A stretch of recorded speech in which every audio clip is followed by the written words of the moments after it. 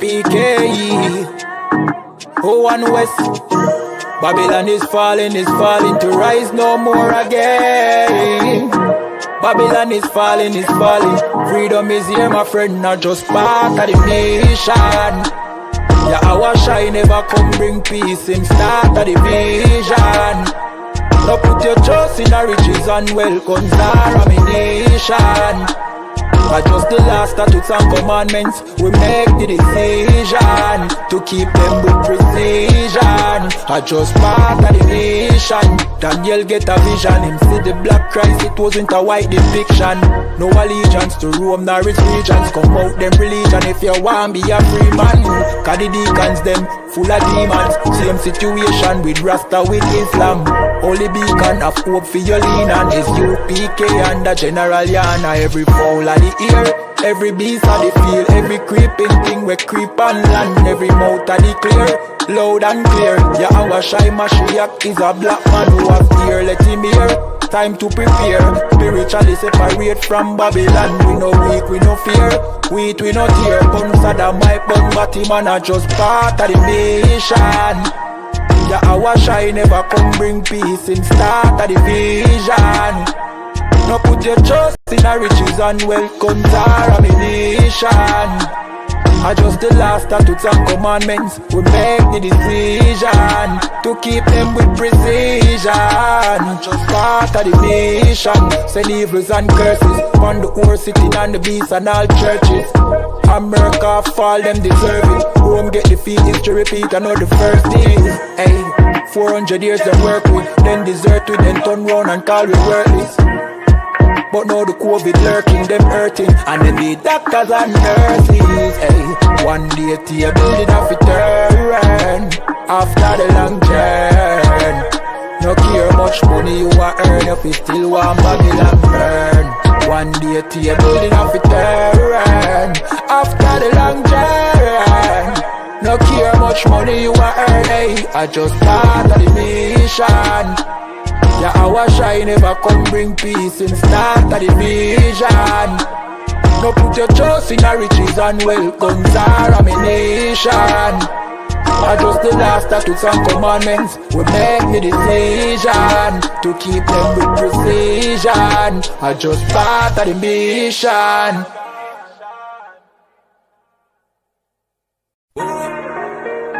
Warning.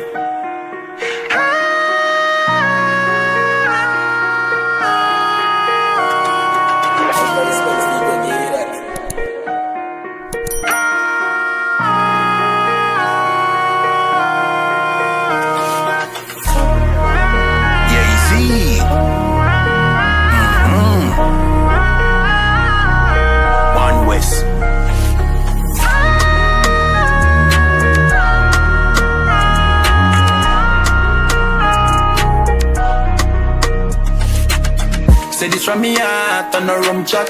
Here we gun talk, get your gun shot. Make your sun dark and the ground black. We plant calm but I never agriculture. I know the eagle in the younger the vehicle when young people that are the vulture. Say them evil never the vulture. They coulda run pan diesel that a fee punja. Away the blood clot to some gun back. Away the blood clot to some gun back. Easy we coulda squeegee in a the Honda. Sleepy gunshot beat him in a him slumber. Greedy fi make them dopey a the younger. Glad say me nah pre when me the younger. That no mean say no pussy can try. Pussy try run up and give with them life. Can't see penalty give with 3 points. This one West boy you must see one die. Away the blood clot to some gun back. Away the blood clot to some gun back. Don't stop war with we. You will see, you'll see.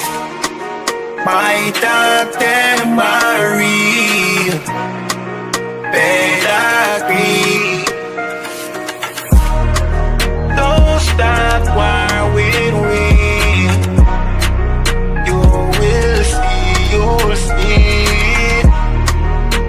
Hey,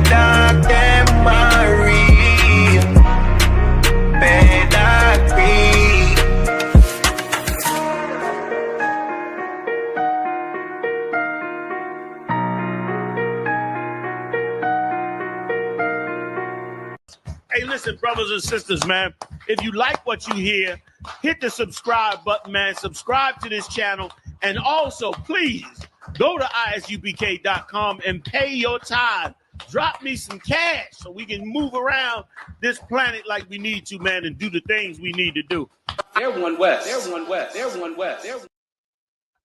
Hey, Shalom, Yahweh Shabrak to all the brothers, Yahweh Shamar Latan Bashim Yahweh to all the sisters. I'm priest enough to sell 500 Barak Yalla with the I.S.U.P.K, which stands for the Israelite School of Universal and Practical Knowledge, started out at 1 West 125th Street, Harlem, New York, under Commanding General YAHANNA.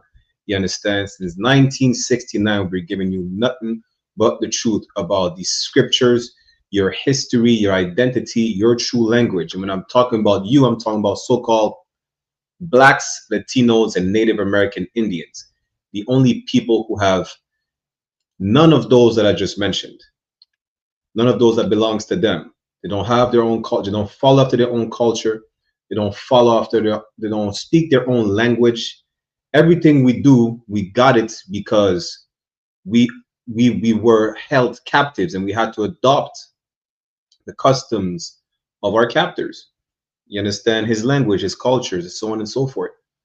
And a lot of events are unfolding today where you're going to understand how important it is for our people to be in these classes. You understand? I remember, I don't know for those who don't remember, right? But right at the decline of COVID, right? When they were getting less COVID cases, they were quote unquote managing better the situation. They were saying, after COVID, everything's going to go back to normal. You know, the vaccines are rolling out, less infections, whatever the case is. And what happened right after COVID? Russia bombed Ukraine. Good night. So it just kept going downhill. That was what a lot of people would call it. It just kept going downhill from there because after that, when was it? Was it like 2 years ago? It feels like it was yesterday that Palestinians starting claiming their freedom from the hands of the Israelis who are imposters over there, right? On what, October 7, 17, whatever the case is. Fast forward, was it a couple months ago, Iran is struck by those same imposters. See, the thing that we're seeing unfolding right now is nothing but biblical prophecies. And it is, as the title of the class, it is prophesied that our oppressors' empire, the oppressor of oppressors, but our last oppressor, our last slave master, his empire, or his world, his society, is falling apart. Just like the previous empires we were captives under, whether it was the Romans, the Greeks, the Persians. I'm just naming, of course, the major ones because we were captives there by every single nation. The Egyptians, the Babylonians, the Assyrians, all these empires faced a decline, and they never rose back from ever again. If you go to Egypt today, the modern day Egyptians are not the Egyptians of antiquity. Whereas from history, archaeology, biblical facts, when I was in the world, of course, I went to high school. I had this cat that I knew. He was quote unquote Egyptian. He said it himself that his people are descendants of invaders. They are not the Egyptians of antiquity. Those people portrayed in movies, this is not what the Egyptians of antiquity look like. The Egyptians of antiquity, if I'm not mistaken, they would be like around Nubia today. They have been kicked out of Egypt. The so-called great kingdom of Egypt that people like to embrace for whatever reason, you know, just really because out of popularity, I guess. They won Egypt won the popular vote of who we should identify as.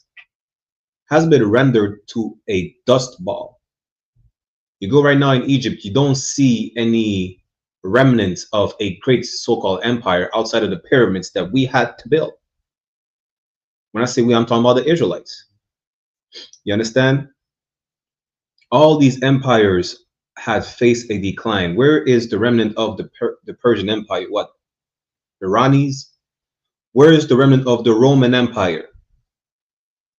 The Roman Empire spanned from Rome throughout most of Europe or Southern Europe to Asia Minor, North Africa. Where's that at now?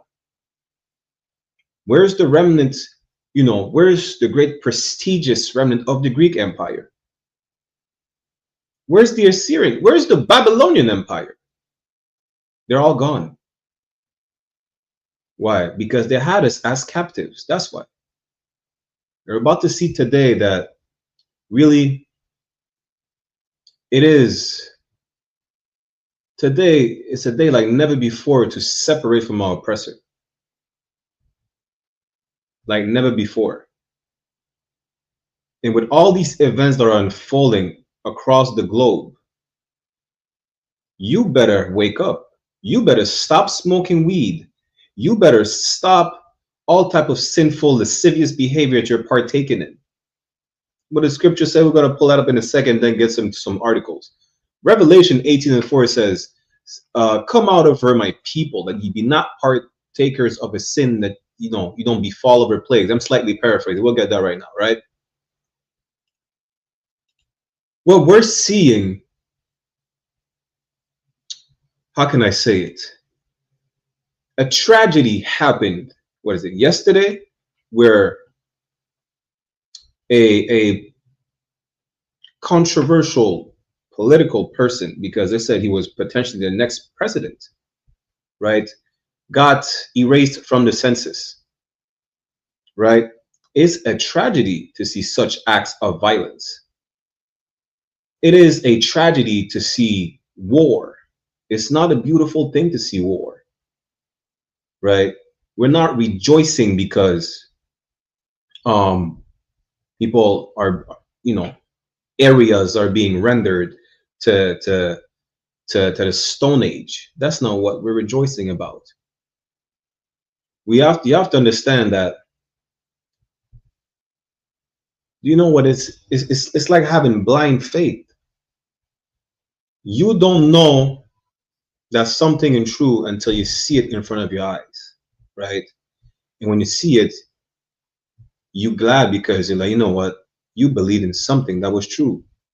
You didn't believe in the tooth fairy, and then you found out that the tooth fairy is made up for kids to go to sleep. And why? I don't even know why you put your teeth under a pillow. The tooth fairy. Listen, you're not deceived that Santa Claus doesn't exist. You're not deceived that they say, well, when the pigs will fly. You're not deceived because the pigs don't fly. You're not deceived about dumb stuff, make believe. What we're seeing unfolding is that everything in the Bible is true. Everything. And that's what we're rejoicing about. Because we're seeing that when it says in Lamentations 4:22 that we are in our last captivity, you understand? Everything that is described in the Bible happens to be true. And it's amazing to see that,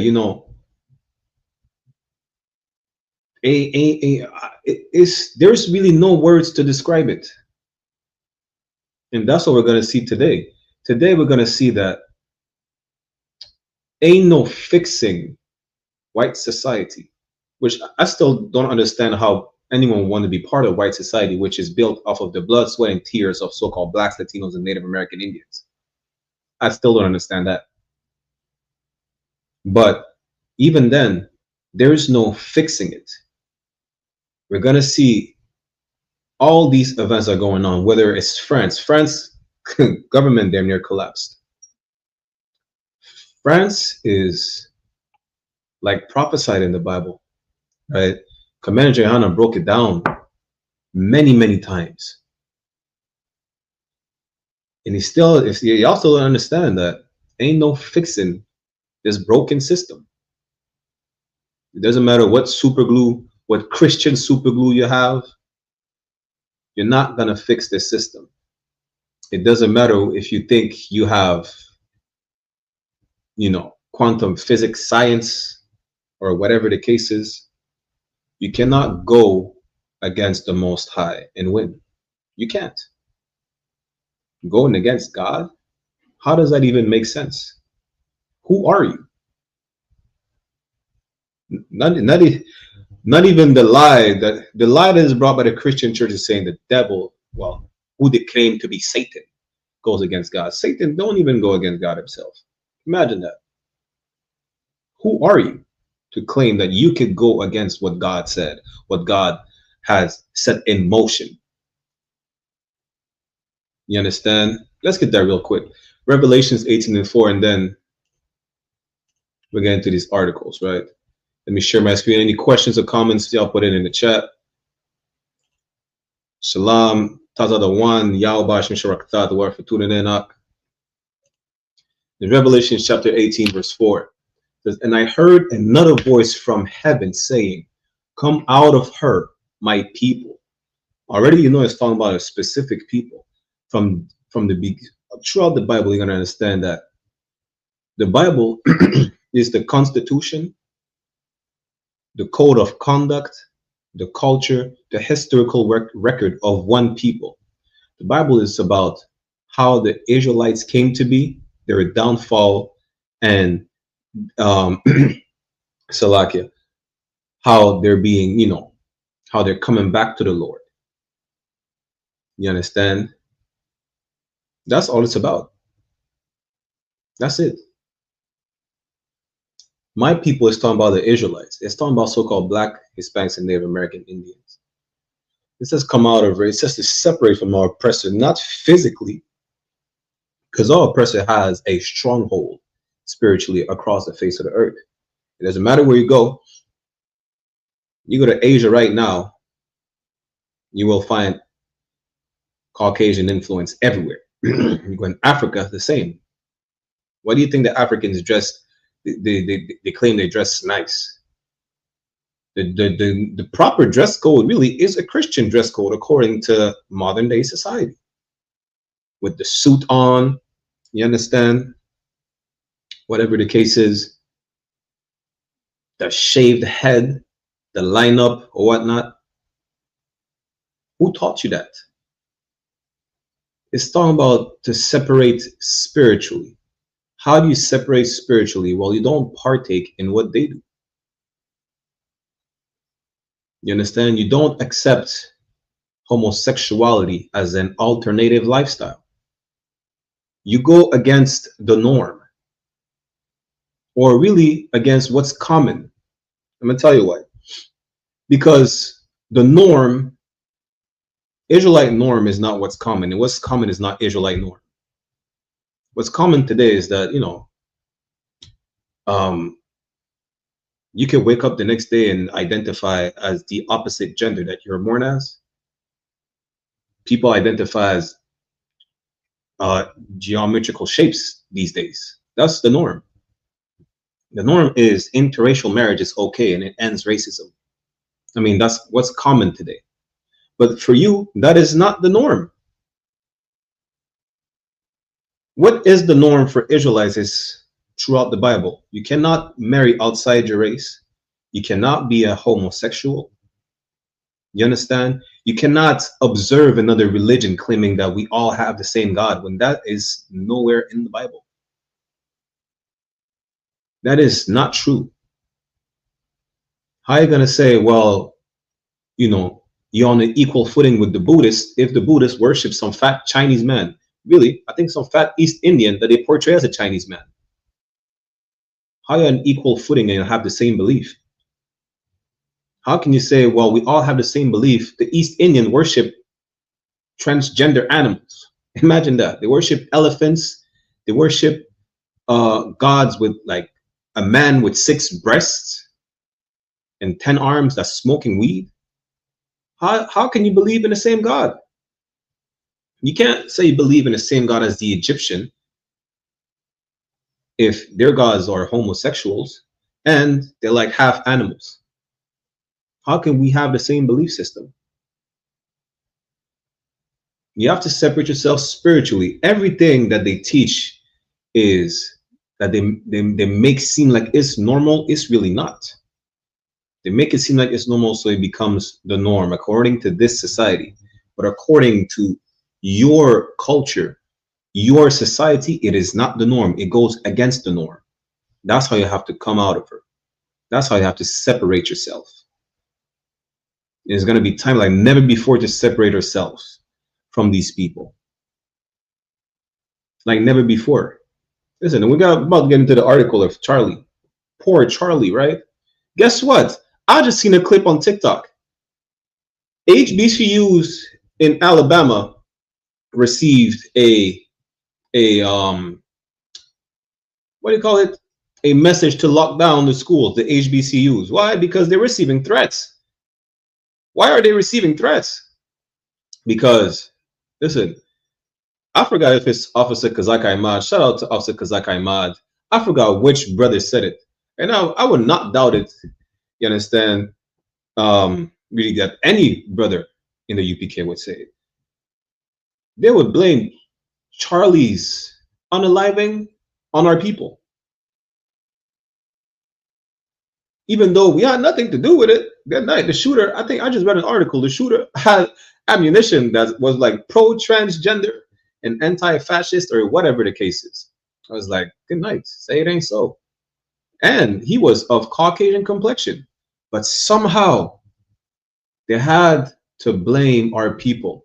They just said immigrants better be careful on what they say about the passing away of Charlie. You better be careful. You better watch your mouth. That's what they're telling you. They're still going to find a way to blame you for his unaliving. Why? Because we don't sympathize with the death of a racist? This man kept going viral for saying, you know what? Why as a white man should I have to pay for reparations? I did not do anything regarding slavery. They said black people were better off in slavery. That's what he said. Now, because we don't shed a tear for him, we should be blamed for his death. Let's finish the scripture and then we're going to understand the solution really, right? Is you need to start looking in the mirror. I'm talking about you, so-called Caucasian people. I'm trying to help you avoid these incidents. Because really, when you look into the actions of these people who blame us for all the crime, right? Statistically speaking, there's more white on white crime than black on black crime, than black on white crime. You understand? And it's then you're like, if they took the focus off of us for 1 second, or as they claim, since we're all equal, if they profiled themselves like they profile our people all the time, maybe Charlie may have had another day on the planet. But listen, I'm not an expert. I'm just saying, listen, I'm just saying maybe. Who knows? But listen, you can't stop God's will. That's all I got to say. But at the end of the day, maybe if they focus more on the most bloodthirsty nation on the face of the earth, maybe if they serve, it's not like they don't even have surveillance on them. They do. They just don't act upon it. We're going to get into that in a second. Let's go back to Revelations chapter 18, verse 4.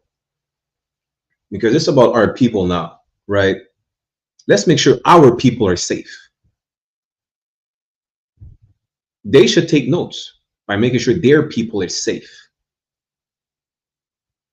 If you stop focusing on our people, maybe you have time to make sure that your people are safe, white people. Maybe. Just maybe if you took all the time profiling us to profile your people, then maybe incidents like what happened yesterday could have been avoided. Let's read that again. Revelation 18:4. And I heard another voice from heaven saying, come out of her, my people.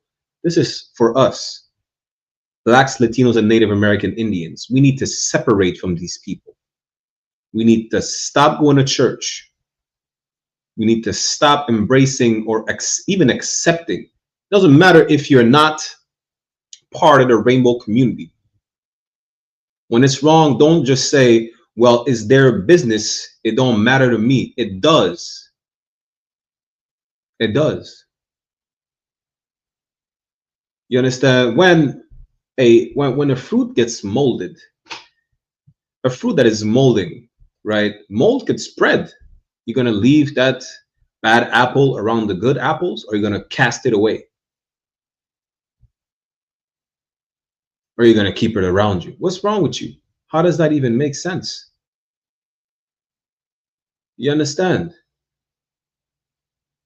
Come out of her, my people. Every single thing. Don't just be, because it does nothing to you, or don't be tolerant. The Lord is not tolerant. What we need to tolerate is one another in righteousness, brotherhood, sisterhood. Let's learn how to forgive one another, unlike what we learned from the white man, which is why gangs are formed. Why y'all keep unaliving each other when someone does you wrong. Lack of brotherhood, you learn that from your oppressor. Gangsterism, you learn that from, listen, I just read an article, you wouldn't believe it. I'm a Benjamite. I'm a French Benjamite. All the cocaine in France come from Martinique and Guadeloupe. They seized 900 keys of cocaine from Guadeloupe. They just seized another 180 keys of cocaine yesterday from Martinique. It flows like water. Good night. That lifestyle, we adopted it from our oppressor. You understand? It's time for us to come back to our culture. And how can we come back to our culture if we keep embracing other nations' culture? And it doesn't matter if it's not just white people. You got to stop going to the mosque as well. You can't be a Muslim. You're not going to fight white supremacy of Christianity by going to the mosque and prostrating. Because that's what you do. The mosque, and the Arab word for mosque is masjid, meaning the house of prostration. How is that fighting the white supremacy of the church? It's not. You're going to trade the white supremacy of the church to the Arab supremacy of the mosque? And then what? You're going to realize that the Arabs hate you probably as much as the white man? What are you going to do? Turn to the East Indians? You need to separate from your oppressors. Hey, Shalom, Officer 5000, Madabar, Yahweh, Shem Shwak, Thought, whatever, tuning in, I don't want. You understand? This is the first step to coming back to your culture, is rejecting the other nation's culture. Now, keep in mind that you're only embracing them because they held you as captives. And that's the only reason you're embracing other nations' culture. And you have a hard time embracing your culture because you are a slave. Let's finish that. Let's get into these articles. Come out of her, my people, that ye be not partakers of her sins. This is how you're going to be able to not be a homosexual. You have to separate yourself from these people spiritually. You have to understand that it is not an alternative lifestyle. Your lifestyle is the law. There's no alternative. None. The God of the Bible is the only one true God. There is no other gods to worship. None. You understand? What is food? Food is something you could consume. We have a dietary law that lets you know what you can and cannot consume. Pork is not food. It is not an alternative. They say it's the white meat. Pause. No diddy. There is not an alternative to beef. Catfish is not a cheap alternative to salmon. Shrimp, crab, lobster. Listen, lobster was slave food. These are not alternatives because you don't know how to fish. Because you can't catch a salmon or a trout or a walleye. You have to resort to eating catfish because that's the only fish that bites. This is your alternative because, you know, Maybe the Lord is not with you. Maybe that's not your skill. Who knows? The Muslims in the Quran, they're allowed to eat pork if they're starving. It's in the Surah. Surah what? 5 and 3, something like that? I'm not making this up. In the Quran, they cannot eat pork unless they're starving. Pork is an alternative to starvation. There's no compromise in the Bible. You cannot, in the Bible, there's no, you can't sin unless, you just can't sin. There's no alternatives. No is no. You understand? The Bible doesn't say, well, you're the only man on the face of the earth. If there's only one woman left and she's a heathen, now go sleep with her. No, the Bible says, listen, you cannot marry other nations. There's no alternative. So now you understand there's no alternative to the food you eat, to the woman you could sleep with. You understand? There is no lifestyle which is alternative to yours. You ain't got no other choice. Let's finish that. Come out of her, my people, that ye be not partakers of her sins, and that ye receive not of her plagues. Listen, you don't want to have AIDS. Stop being homosexual. It's that simple.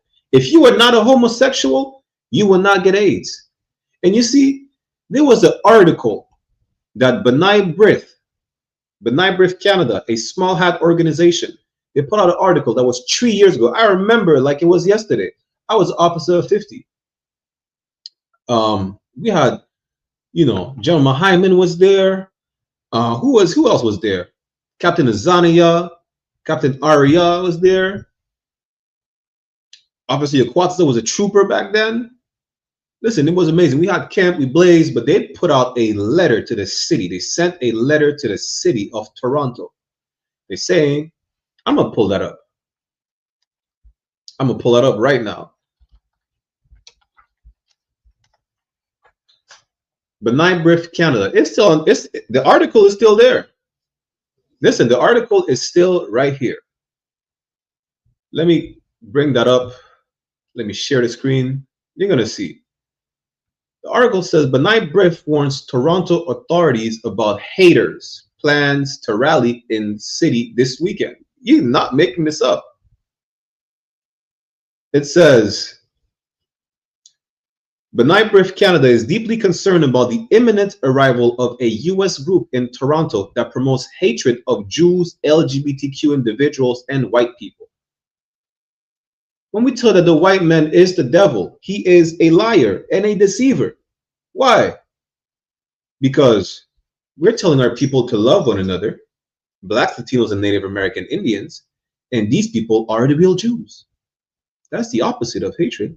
We tell people to stop selling crack. We tell people to stop prostituting their daughters, their sons to stop being homosexual. We turn YNs, we turn young niggas into young men. And then they become troopers, officers, captains.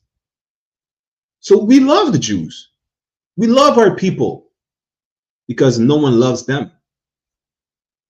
Where's the hatred for the LGBTQ individuals?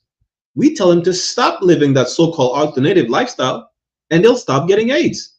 We're giving them a way to live. You know what? We're getting them the alternative to death. If you want to live, stop being a homosexual. Why? Because the Bible says the wages of sin is death. That doesn't mean that, you're going to get unalived by someone physically for being a homosexual. No, but you will get the plagues that is talking about in Revelation 18:4. You will get the monkeypox. You will get AIDS. You will get whatever the Lord. Listen, they're saying that right now that they may have found a cure for AIDS. The Most High don't give a damn about the cure you got for AIDS. You'll send AIDS ×2. You understand? He'll send HIV version 2. He said HIV better. You get me? Now, for you to avoid catching that new strain of whatever sexual disease they might be, stop being a homosexual. That's not hatred. That's love. We want you to live. We want you to not get AIDS.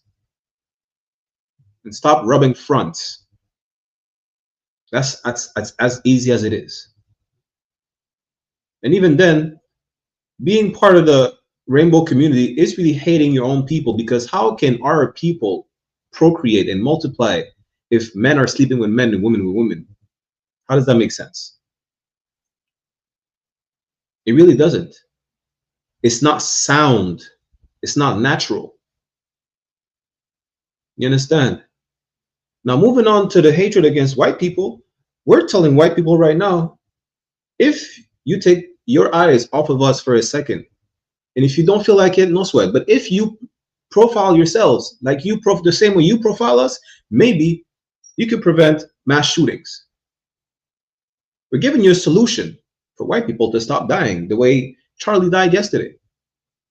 Profile your people that you're profiling our people. Or just leave us alone. If you have black fatigue that bad, why don't you just leave us alone?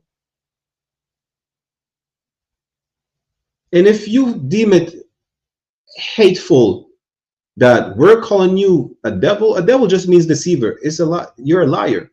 Because that right here, the first sentence of the article is an utter lie.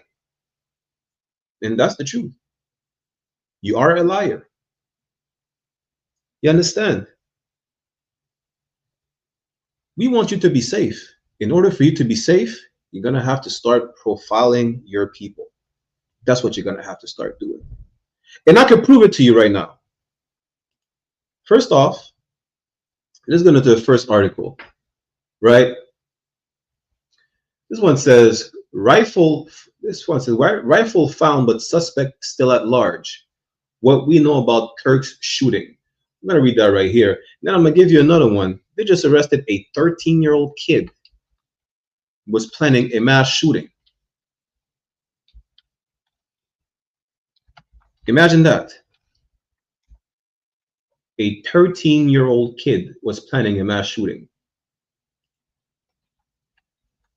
What is it? I think it was Washington State, not Washington, D.C. Right? It says, rifle found, but suspect still at large. What we know about Kirk's shooting. Charlie Kirk, an influential right-wing activist and a close ally of U.S. President Donald Trump, was, shot dead while speaking at an event at a university in Utah. Virtually, there's no black people over there. I thought we were the problem. Here's what we know. Kirk, 31, was speaking at Utah Valley University in Orem on September 10th, yesterday, as part of his American comeback tour. Good night. The Lord is a poet. He sat under a wide gazebo to take questions from a crowd of about 3,000 in the university quad and outdoor courtyard. At 12:20, he is asked by a member of the crowd, do you know how many transgender Americans have been mass shooters over the last 10 years? He replies, too many. The questioner then states there have been 5 in 10 years and asks Kirk how many mass shootings there have been at that time. Counting or not counting gang violence, Kirk replies. And then a single shot is heard, which is believed to have been fired from the roof of the loose center of the building overlooking the quad. Listen, he's mocking black people. Because who do you have in mind? Who do white people have in mind when they refer to gang violence? They're not talking about the KKK. They're not talking about the Aryan Brotherhood. We all know that. And then suddenly it happened. What if the focus was shifted on potential homegrown terrorists? Because this is what it is. This is literally what it is. Just what if? White people were profiled the same way they profile black people. This is from CNN. Police arrested a 13-year-old in Washington state who had everything ready to go, quote, for a mass shooting. Listen, a 13-year-old, good night. Look at this man. This man built damn near an armory. Look at this machinery right here. You see this? This is a 13-year-old. He said he had everything ready to go. You cannot make this up. What if that 13-year-old was profiled like Tamir Rice? What if that 13-year-old was profiled like Eddie Villanueva, the Honduran brother that they unalived in Montreal? What if they were profiled like we were? Maybe he would not be able to even acquire one firearm. Good night. When police arrested a 13-year-old in Washington state last week accused of making threats to unalive, damn, you can make this up. They found he had everything ready to go to commit a mass shooting, including a trove of more than 20 guns in his home. Damn.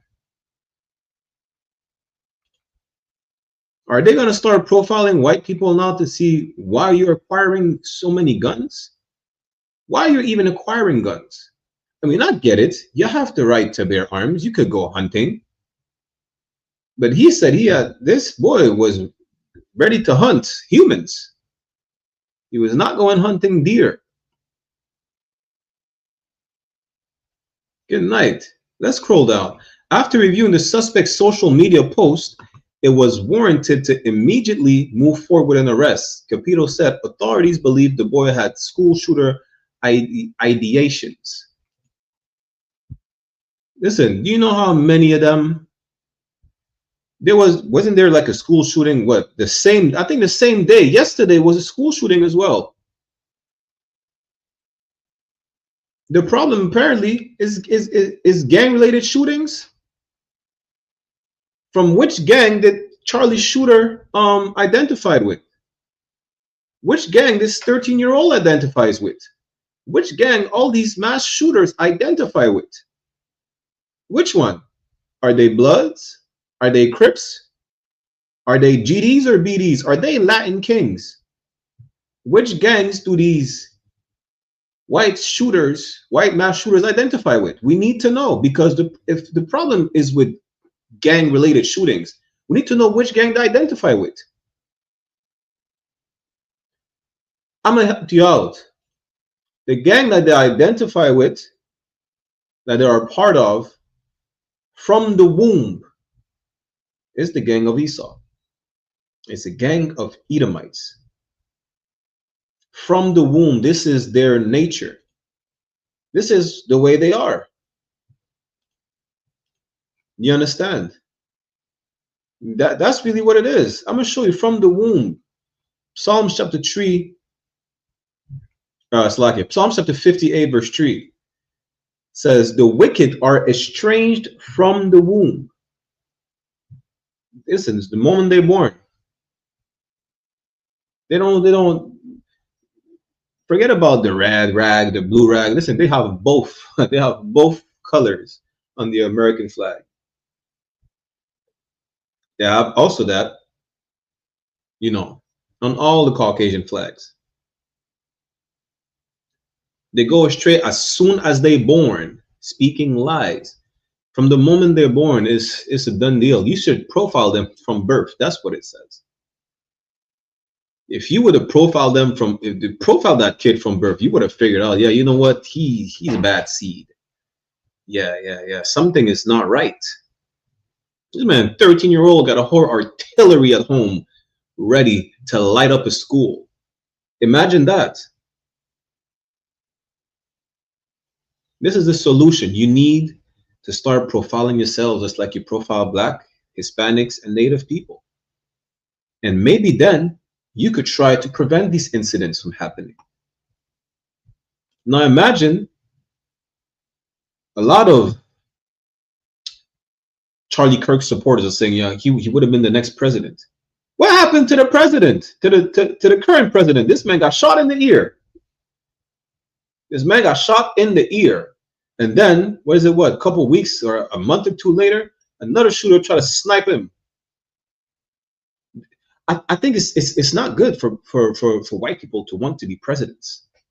I think y'all ought to look for a different path of life. Apparently, presidents are targeted. You may want to be something else. You might. You understand? Maybe it's not for you to be ruling, period. Maybe a position of rulership is really not for you. It's not. Was it under Biden?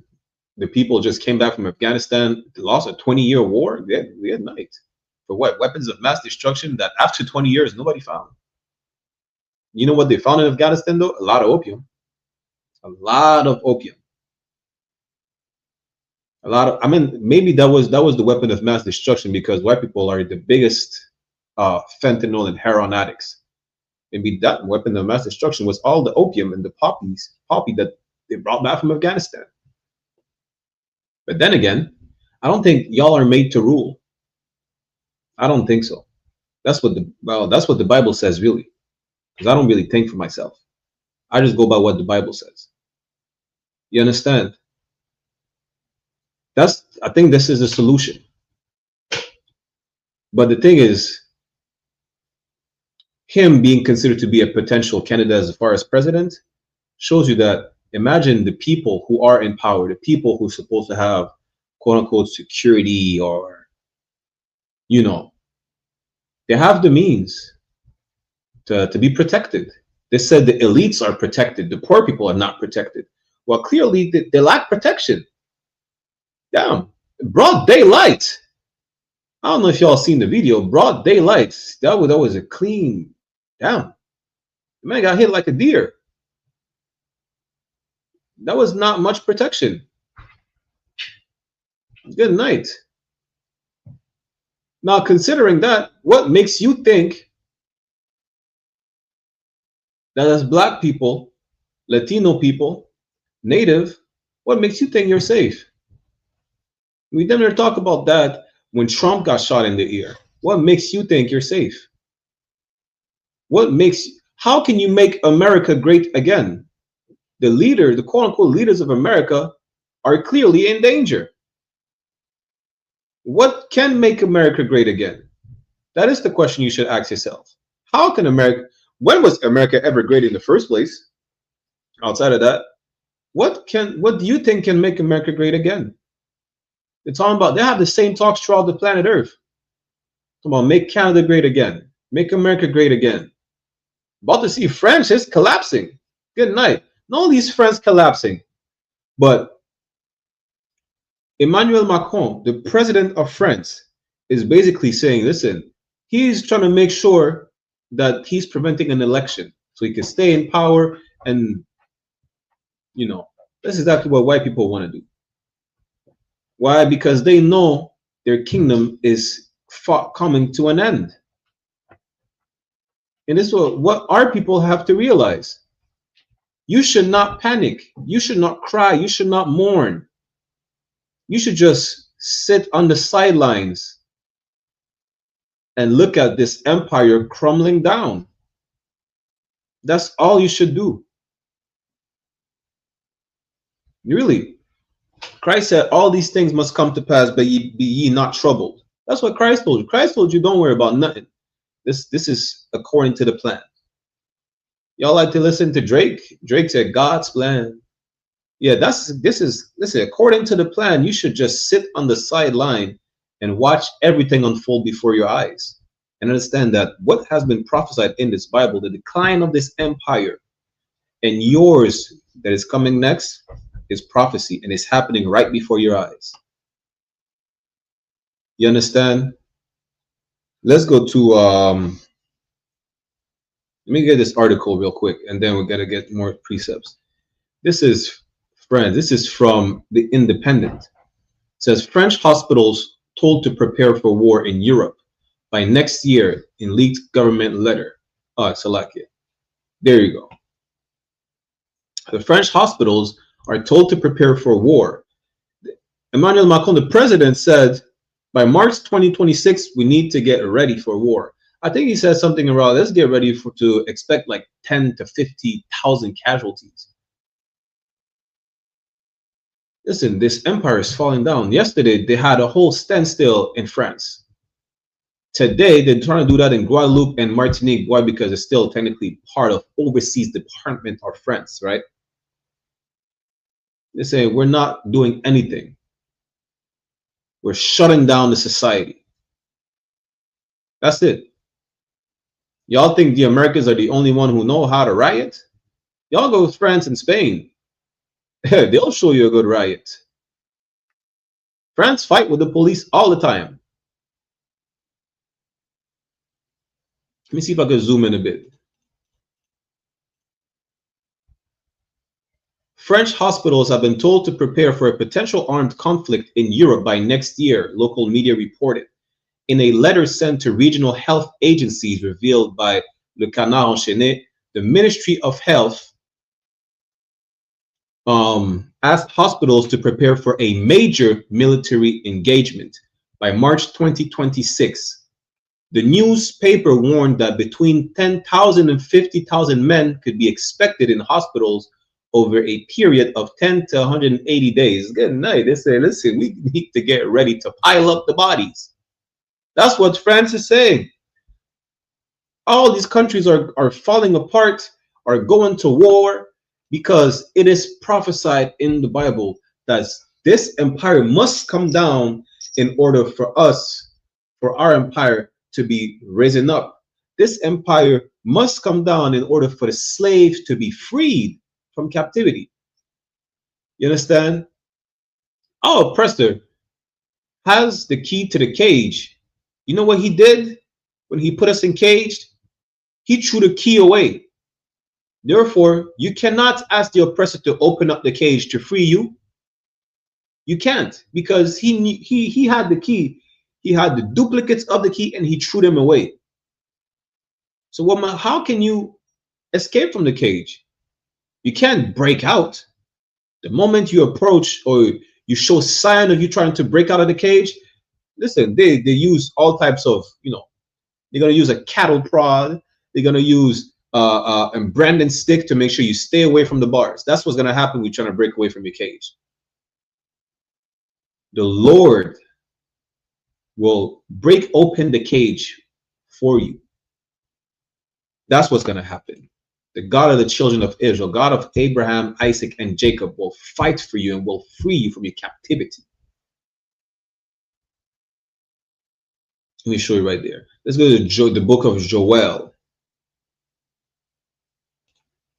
chapter 3.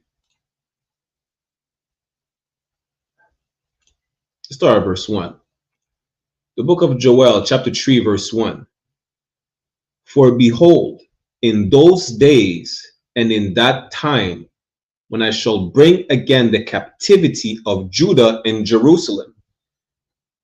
Why is it mentioning Judah and Jerusalem? That's after King Solomon decided to marry white women, Africans, Moabites, the Chinese. After the kingdom got split, the southern kingdom was referred as Judah. The northern kingdom was referred as Israel or Jerusalem. You understand? Verse 2. I will also gather all nations. The Lord will gather all the nations and will bring them down into the valley of Jehoshaphat. Where is that today? It's around the southern part of the state of Israel today.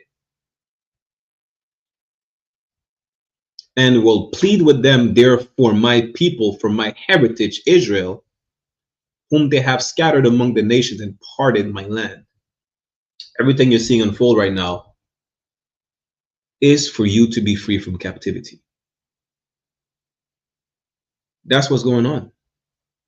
So why try to stop it? If you really wanted peace on earth, you would just let the Lord do what he's doing right now. I mean, not that you can stop it really, but you wouldn't try to fight back against God's will, against God's plan. The plan is for you to be free from captivity and to be in rulership. Proverbs 29:2 says, when the righteous are in authority, the people rejoice. everybody will be glad that you are ruling over them. The Palestinians will will not have to worry about bombs being dropped on them if you're in rulership. Listen, people who are serving us in the kingdom wouldn't have to worry about being fed to alligators or being skinned alive. We are not a moralist people. Imagine that. White people used to eat us during slavery. Our servants who will serve us in the kingdom won't have to worry about being on the barbecue grill. They won't. Why? Let's get that real quick. It's Proverbs, what I say, 29. Proverbs chapter 29, verse 2 says, when the righteous are in authority, the people rejoice. But when the wicked bear rule, the people mourn. That's why you see Palestinians being starved to good night. Listen, it's damn near like a horror movie. Have you seen the bodies of the Palestinian children being starved to death? There literally are nothing but skin and bones. Literally. Nothing but skin and bones. Nothing else. Our oppressor is a monster with no compassion. You understand? That's our oppressor. A lot of the people that they're fighting with, really, they claim that, oh, they took Hamas away or the Hezbollah. Listen, the people that they're launching fireworks on, a lot of them are just civilians. Good night. That's the nature of our oppressor. A moralist, monstrous, bloodthirsty beast. That's why people are mourning. You're going to keep crying, no justice, no peace, because the wicked is ruling over you. Listen, they're crying right now. There's this bald white man. Let me see if I can find the clip. There's a bald white man crying that he cannot believe Charlie was unalive, especially not in Utah, which is relatively nothing but white people. He cannot believe it. He's crying his eyes out. You know why he's mourning? Because the wicked is ruling. That's why.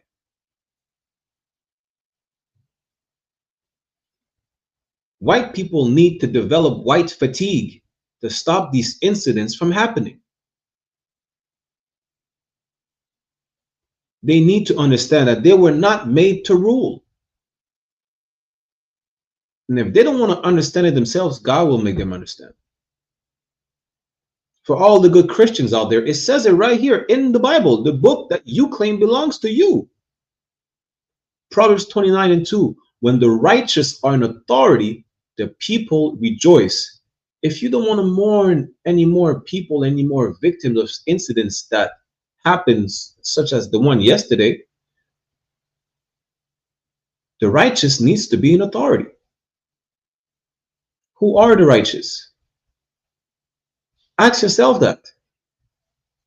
If you don't know, ask yourself, who is the righteous in the Bible? Who walks in righteousness?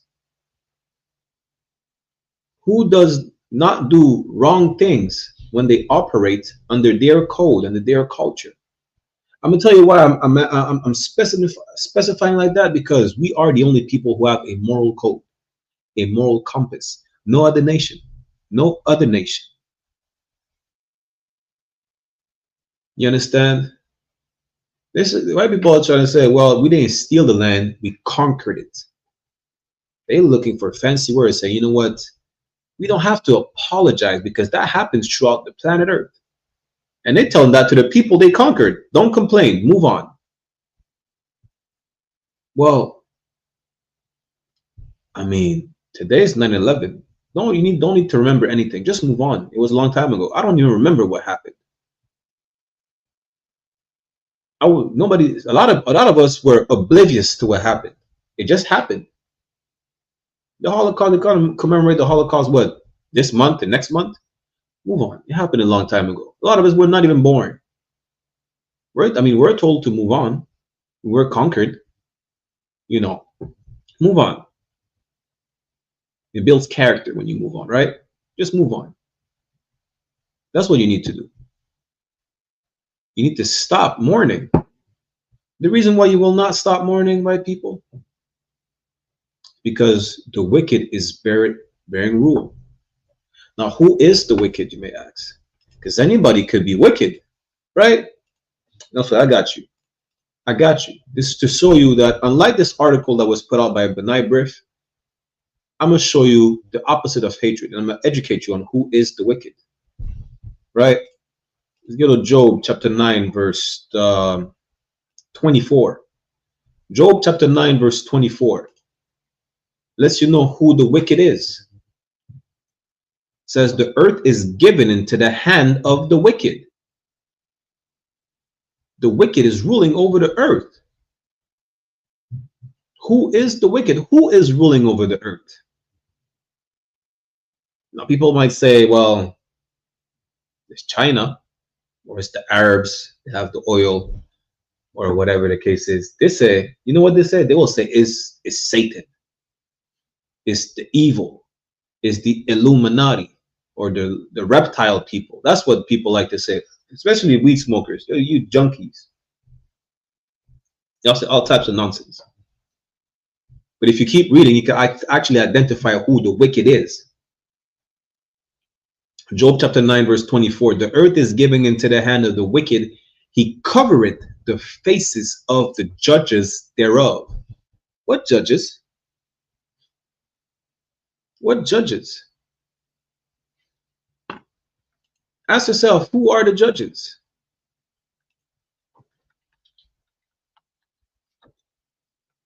You understand? I'm going to help you out real quick for time's sake. Right?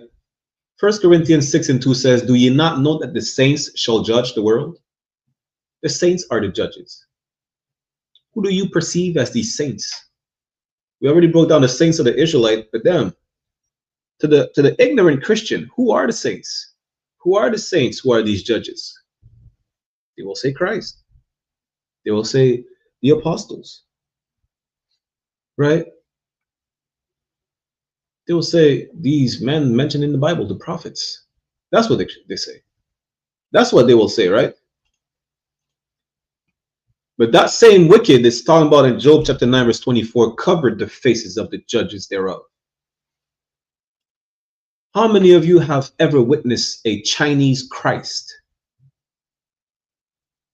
How many of you ever witnessed this? The reptile people run the earth. Where's the reptile Christ, right? How many of you ever witnessed an Arab Christ? How many? The only other depiction of Christ there is outside of the true depiction is a white depiction. So who is the wicked? It's simple. Charlie Kirk is of the gang of the wicked. Donald Trump is of the gang of the wicked. What's the church shooter again? Dylan Roof is of the gang of the wicked. The Aryan Brotherhood are of the gang of the wicked. You know who else? Your third grade teacher. What's her name? Mrs. Patterson, or whatever white name that she had, is of the gang of the wicked. The Caucasian race are the wicked. They are the running the world. It doesn't matter if you say it's the Rothschild. It doesn't matter if you say it's the Jewish man. The Jewish is Caucasian. He's white. He just separates himself from other white people. That doesn't make him not white. It does not make him not Caucasian. You understand? The Italians. Doesn't matter if they're from the mafia. Doesn't matter if they just, make pizza, or if they come from the poorest part of Sicily. These are the wicked. It doesn't matter if it's the Pope. It doesn't matter if it's the white woman you love that supports black people by marrying a black man. It doesn't matter if it's the white man, your white best friend from the block that you grew up with. He is the wicked. It has nothing to do with you being poor. It has nothing with you being rich. It's not about being Jewish. It's not about being Illuminati. These are the people running the earth. The nation of Edomites, which is their biblical names, the Caucasian race, are the wicked. They're the only ones who covered the faces of the judges thereof. You know how I know? You can't say it's a Chinese. There's no Chinese Christ. There's no Chinese Peter. There's no Chinese Paul. The Arabs don't even, the Arabs, listen, Arabs are hilarious. You have Arabs who will say, well, yes, Christ is black. The others will say, well, Christ is white. They don't even say sometimes they won't even say he's black. They will say he's not white, but he's Middle Eastern, as if Middle Eastern is, you know, what is Middle Eastern? Good night. That term did not exist until I think 1940s or something like that. I forgot exactly. You know, but they'll never say Christ was an Arab. You know, the Arabs are not the wicked. Ishmael, Arabs are Ishmaelites. But this is who it's talking about. Now you understand who the wicked is. Let's finish that. If not, where and who is he? If the white man is not the wicked, then who is the wicked? If you want to say the devil, go ahead, because the white man is the devil. So when you go back to Proverbs 29:2, it says, when the righteous are in authority, the people rejoice, but when the wicked beareth rule, the people mourn. You cannot be in rulership and not expect people to be sad, people to have white fatigue. They're mourning because the wicked is ruling over them. You understand? As long as you are in rulership, it's going to be bad all across the planet Earth. The French people are oppressed. They say we need to shut down the country. The English people are oppressed. They say there's too many immigrants. The Canadians people are oppressed. They say there's too many East Indians. There's no more Canadian values. You understand? But who is allowing all these immigrants in? White people. The white man is already saying, well, there's too much violence. You know, these acts of violence need to stop. Charlie Kirk, it's a sad day for America, our potential next president. Well, why was this man even, how did the unaliver got so close? How did the unaliver not even get noticed? How did it all happen? Because the wicked is is in rulership. That's why. You are not a righteous people. And our people needs to understand this. Right? Our people needs to understand this the most. That it is not wrong for you to be ruling over the rest of the face of the earth. Because you are righteous people, so-called blacks, Latinos, and Native American Indians. You are the key to what you consider is world peace. The only reason you don't want to be in rulership is because what you perceive to be in rulership, everything you perceive, you look at it through the eyes of your oppressor. That's the problem. You perceive rulership as oppressing people.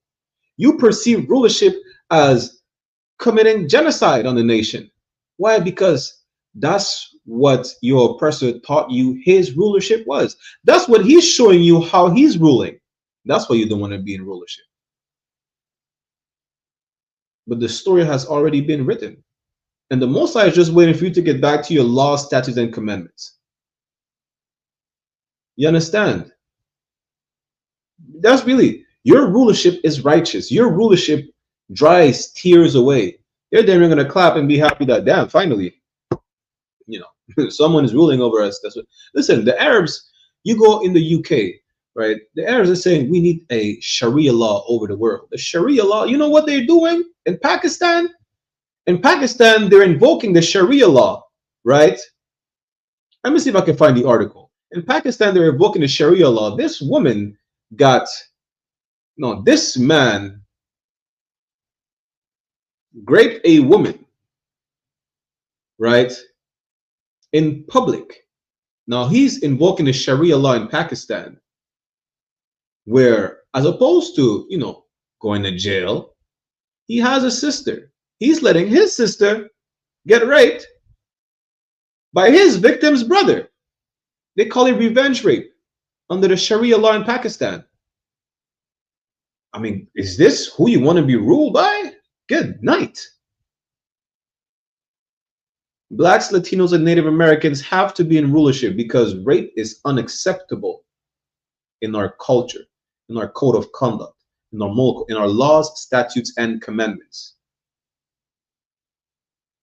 You understand? Let me get that real quick. You go to Isaiah chapter 14. Then we're going to go also in Revelation chapter 21. Listen, you should not want to rule,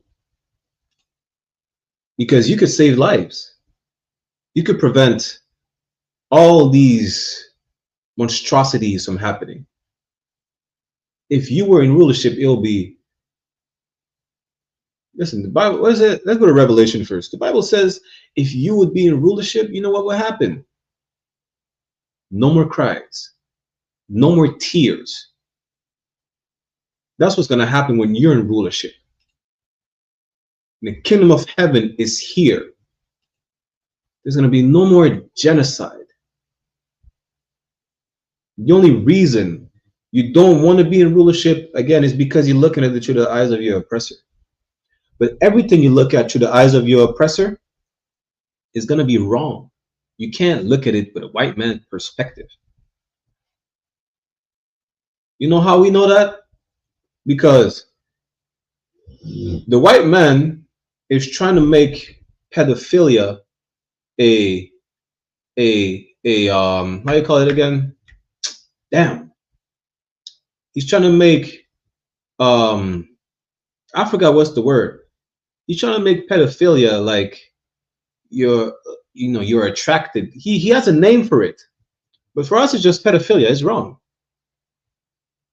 You understand? In some states, they allow what they call it? They call it zoophilia. In some states, you can sleep with an animal. You cannot look at everything through the eyes of your oppressor. Your oppressor is a sexual deviant. You can't. If you want to look at it through the eyes of other oppressors, such as the African, because they also oppress you, the Africans, they eat everything that has a heartbeat. I kid you not.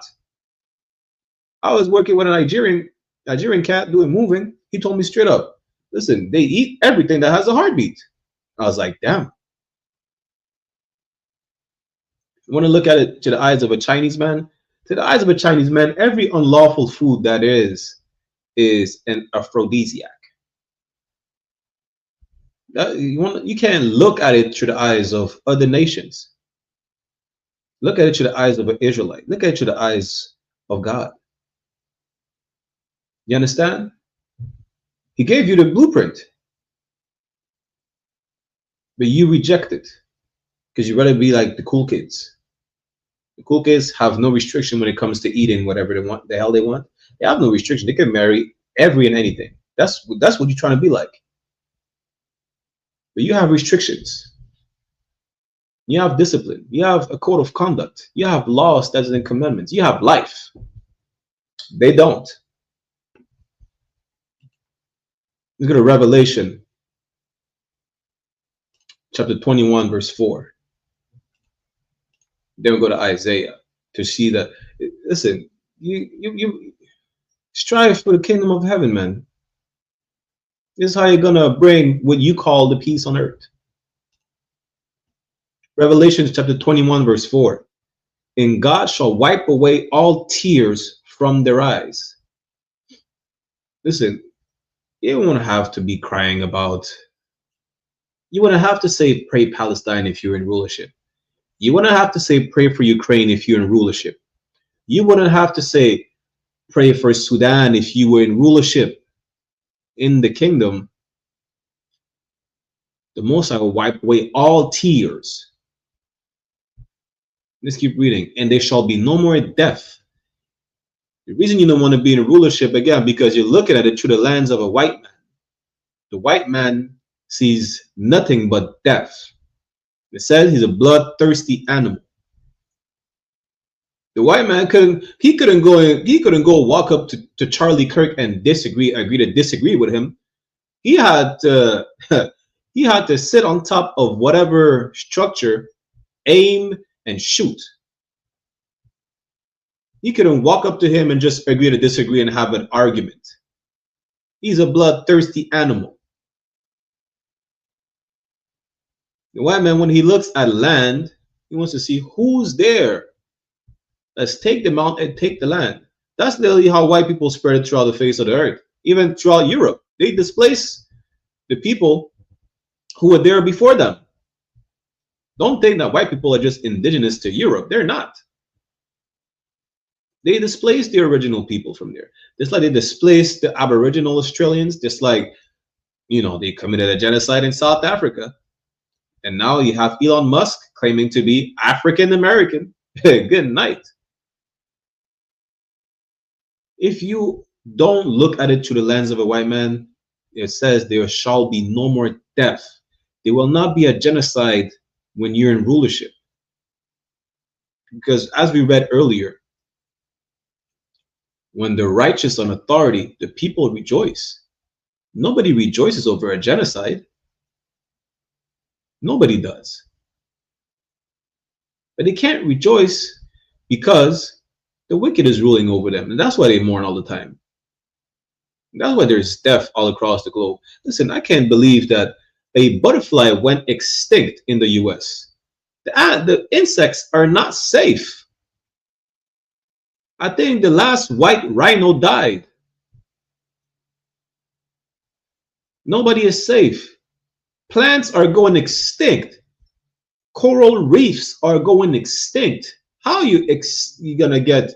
Listen, you're gonna get gold mines dried up.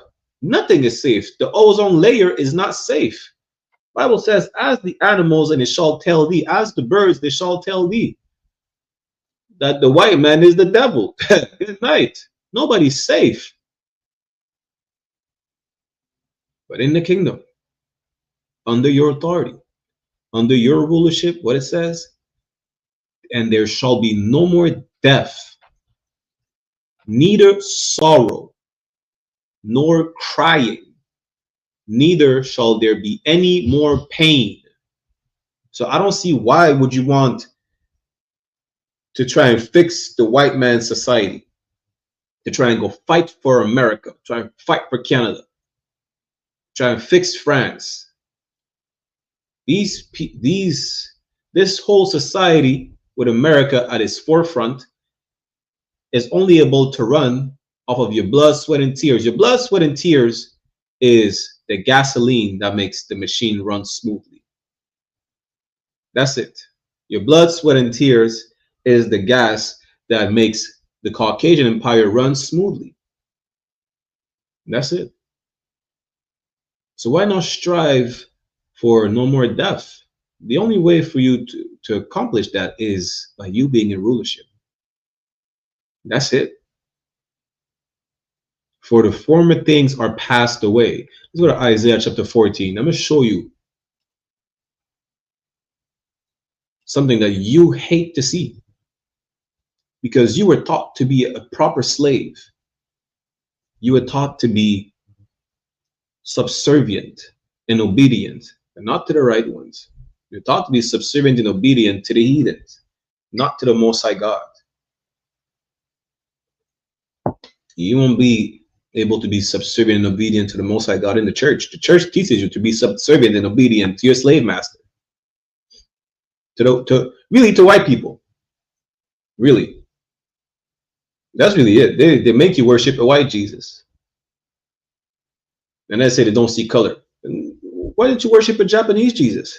Why is there no such thing as a Japanese Jesus? You understand? Isaiah chapter 14, verse 1. For the Lord will have mercy on Jacob and will yet choose Israel and set them in their own land. Listen, to all you fake Israelites saying about, well, if you're the real Jews, why don't you go back to the land? And yada, yada, yada. Listen, we will be put back in the land. We're not going to take a flight over there. The Most High will render this place desolate, the valley of Jehoshaphat. This is where this will be the final showdown. We will be put back in our land. You understand? And set them in their own land, and the strangers, it's talking about the other nations in that context, shall be joined with them, and they shall cleave to the house of Jacob. Listen, they're not going to want to remove you from your position of rulership. Absolutely not. They will cleave unto you. They will do as, just like today you cleave unto your oppressors and you do as they do, they will do as you do as well. You understand? Verse 2. And the people shall take them, Salakia, and the people shall take them and bring them to their place, and the house of Israel shall possess them in the land of the Lord for servants and handmaids. This right here bothers you because the way you perceive servants and handmaids is the way white people present it to you, right? You were the servants and handmaids under a wicked monster, under a bloodthirsty monster that fed his servants and handmaids to alligators, that fed his servants and handmaids to hungry, starving dogs. That's what he did to his servants and handmaids. So when you read that, you're like, I don't want to have servants and handmaids, because you still have the same picture from a couple hundred years ago when your people were, they're still servants and handmaids, but good night. You still have images of when they buried our people to the neck, poured honey on their heads, and let the ants and the wasps eat us alive. That's why they want servants and handmaids. You think we're going to do the same as they did to us? But we're a righteous people. We're righteous. You understand? We're not going to start. Listen, during slavery, what they did, they used to castrate the men. They castrated the men and they made them eat their own genitals. You think that's going to happen in the kingdom? It's not, because we're a righteous people. The problem is, especially with all these slave movies, you know, you perceive this as being the kingdom as far as the atrocities that have been done to you, you will do to them. You will not, because you are a righteous people. You will not commit genocide. You are a righteous nation. Again, you can't perceive rulership through the lens of your oppressor, through the lens of a bloodthirsty, deviant murderer. You can't. If you do so, you're going to want to remain a slave under that same bloodthirsty, deviant murderer. And that's crazy work. You need to be in rulership. You will be in rulership. The Most High is just waiting for you to get back to these laws, statutes, and commandments. Don't be afraid of having power. You're conditioned to be afraid of having power. That's why you don't want your world to be brought up. You want to save the white man's world, fix the white man's world. The white man's world is based off of your blood, sweat, and tears. I don't know how many times we have to repeat this. You see how trees grow, right? The trees are growing because of the nutrients in the soil, and they get watered, right? And they get sunlight. The sunlight, the nutrients in the soil, and the watering is your blood, sweat, and tears for the white man's tree to be able to grow and to bear fruits, which are rotten regardless. You understand? You cannot perceive rulership through the lens of your oppressor. I pray you understand. Let's keep reading. And they shall take them captives, whose captives they were, and they shall rule over their oppressors. All these nations, the Asians, the Arabs, the white man, all these nations, we will rule over them. And they will be glad we rule over them. Because when the righteous on authority, the people rejoice. When the wicked bear rule, the people mourn. You cannot remain in rulership. If you remain in rulership, white man, you're gonna see yourself. There's gonna be more tragedies. You should listen. You know what's the funny part is? People like to say we need to learn from history. We need to learn from the past to make sure we don't repeat the same mistakes. The white man is literally making the same mistakes as the Egyptians, as the Babylonians, as the Assyrians, as the Persians, the Greeks. Listen, you can't make this up. Y'all are not learning from the mistakes of the past. If y'all did, y'all will not have us in captivity right now. Because all these kingdoms fell because they had blacks, Latinos, and Native American Indians in captivity. You understand? Let's get back quick with a precept. Let's go to verse 3. Isaiah chapter 14, verse 3. And it shall come to pass in the day that the Lord shall give thee rest from thy sorrow. Do you want to suffer forever? Listen, it's horrible to see deaths every day. Tsunamis, earthquakes, wildfires. You understand? It's horrible. Bombs, war. But when you're in rulership, when the kingdom is established, guess what? You will have rest. And everybody will be glad. Because you being oppressed is the reason that bombs are going off in Palestine. You being oppressed is the reason that East Indians are dying in the flood. You being oppressed is the reason that white people in California are losing their homes to the wildfires. You know why? Because Hispanics are being deported. Because they will not give the land back to the natives. Because they still lynch black people till this day. Let's finish the scripture and then we're going to address the troll in the chat. And from thy fear and from the hard bondage wherein thou was made to serve. You understand? We will be free from captivity in the kingdom. We ain't going to slavery ever again. That's what Lamentations 4:22. This is our last captivity, our last one. Now let's address the troll in the chat real quick. Faith Help said, you put yourself in slavery. You know, this is the problem when people are dumb as hell. You don't just walk somewhere to an oppressor's land and say, put me in chains. We didn't shackle ourselves. We didn't. You sound dumb. You sound idiotic. And I hope you're still in the chat because you need to address the fact that we just read what the kingdom is. And you're out here saying the kingdom is not physical, it's spiritual. Well, let's go back to Isaiah chapter 14, verse 1. It's describing the kingdom of God. Let's go back to Isaiah chapter 14, verse 1. It says, for the Lord will have mercy on Jacob and will yet choose Israel and set them in their own land. Is the land spiritual or is the land physical? As a matter of fact, before you answer that, right, let's go to Matthew's, what is it, chapter 6. Matthew's chapter 6.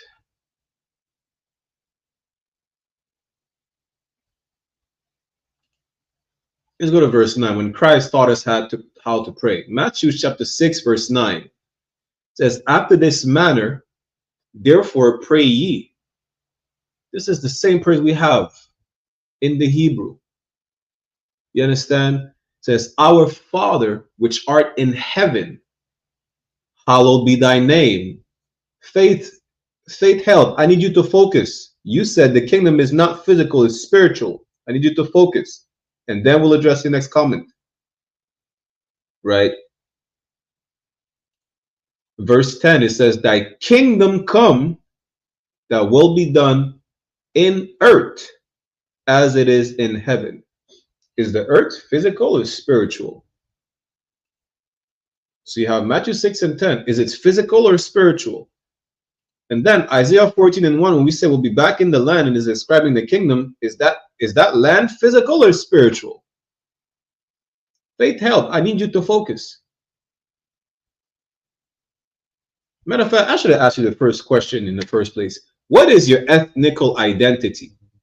What is your so-called, what they like to say, nationality, ethnical identity, background, your lineage? Don't tell me you're a human being, because I will just shrug you off under the rug and forget that you're there. I will leave you in the dust, like the Egyptians were left in the dust after we got freed from captivity. You understand? Focus. If you can't answer whether it's physical or spiritual, just say, see, this is the problem. You are not a smart person. I understand. You're not a smart person. You are an idiot. And I'm gonna leave you in your lack of smarts. I'm gonna leave you in your lack of intelligence, your lack of common sense. You don't know what you're saying. I'm gonna leave you in the chat. I won't block you. Keep commenting. Boost the algorithm. Like, share, subscribe. We are live on I.S.U.P.K Montreal, I.S.U.P.K Toronto, UPK La Pura Neta, I.S.U.P.K IET on YouTube and Facebook. Like, share, subscribe, boost the algorithm. Now we'll get back to it and show our people that them being in rulership is gonna make them not serve rigorous labor no more. They will not be captives. They will hold captives whose captives they were. Is what people call karma. That's what people call karma. You understand? And really, that's showed the Bible. The Bible said already, if the children of Israel are obeying the laws, they'll be above all people. You read that when the righteous are on authority, the people rejoice. If you want to bring so-called peace on earth, what you claim to be peace on earth, you need to follow the laws. You being above all nations, they will rejoice. They will rejoice.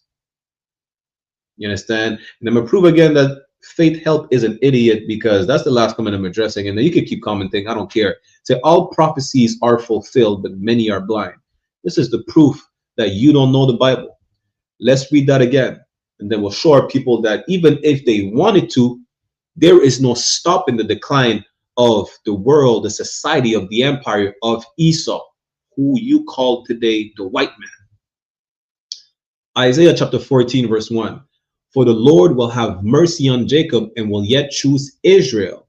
That's a prophecy that is about to happen. You understand? That hasn't happened yet. And set them in their own land. Why? Because the real Jews are not back in their own land yet. They're not. An imposter is. The Bible says a bastard is dwelling in Ashdod right now. These people, these Khazars, the Khazarian people, are over there right now. These bastards, these mamzers, you understand, are bombing Palestinians. The real Jews are in captivity. The bulk of them is in the Americas and the Caribbean. Like I said, the bulk of them. But we are scattered throughout the four corners of the earth. And the strangers shall be joined with them, and it shall cleave to the house of Jacob. The same way we're cleaving today unto the strangers, which is the reason why we adopt their philosophies. This is the reason why we adopt their ways and their customs. They will cleave unto us and adopt our ways and customs. There will not be any exceptions. You understand? Muslims will not. I mean, in fact, there's not going to be any Muslims, but there's going to be Arabs. They will not be allowed to eat pork under any circumstance in the kingdom. You understand? White people will not be allowed to sleep with their brothers and their sisters like they're from Alabama in the kingdom. They won't be able to do so, because that's against the law. They will cleave unto us and adopt our ways. They will have no choice. There's not going to be, oh, because you're a heathen, you're allowed to sin. No one is allowed to sin in the kingdom. You understand? Verse 2. And the people shall take them and bring them to their place. And the house of Israel shall possess them in the land of the Lord for servants and handmaids. We will possess all the heathens for servants and handmaids. And again, this is a reminder. Don't look at it through the lens of the people who possessed you for servants and handmaids. You were possessed as servants and handmaids, and you got sexually assaulted regardless of your gender and age. In the kingdom, that will not happen. Why? Because we are a righteous people, and rape is against the law. Homosexuality is against the law. You understand? All the atrocities that were done unto you while you were servants and handmaids is not going to happen under our rulership. We're a decent people. Let's keep reading. And they shall take them captives, whose captives they were. Now, Faith Help is saying all prophecies are fulfilled. And he said that passed already, speaking about Babylon. When did we have these people? Listen, we were captives. When did we have the Arabs as captives? Can you show me when did we have the Ishmaelites as captives? Can you show me when these nations cleaved unto us and we had them as captives? Can you show me? Let's keep reading. Matter of fact, I already asked you a question before. I asked you what is your nationality and your ethnical background. If you ain't unable to answer, you're going to be ignored. That's it. Just keep boosting the algorithm. Keep commenting, whatever you comment, right? And they shall rule over their oppressors. Now, let me show you how it's speaking about a prophecy that is going to come to pass. And it shall come to pass, meaning it shall happen, in the day that the Lord shall give thee rest from thy sorrow. The Israelites are still in captivity today. Blacks, Latinos, and Native American Indians are still in captivity today. Matter of fact, it says in Lamentations 4:22, it'll be a last captivity. So how can it be a last captivity if we're still slaves? If it's our last captivity, it means we'll not be slaves no more. And the only time where we will not be slaves anymore is when this kingdom is established on earth, physically. We will not rule over everybody spiritually. We will rule over them physically, as we should.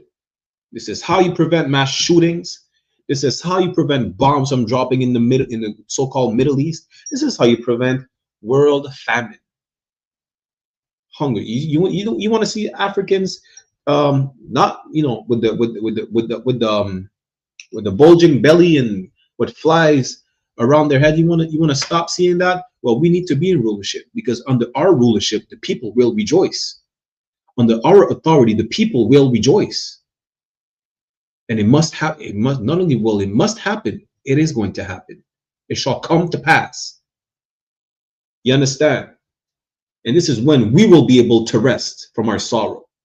This is when we will not be oppressed no more. We won't have to worry about paying the light bill no more.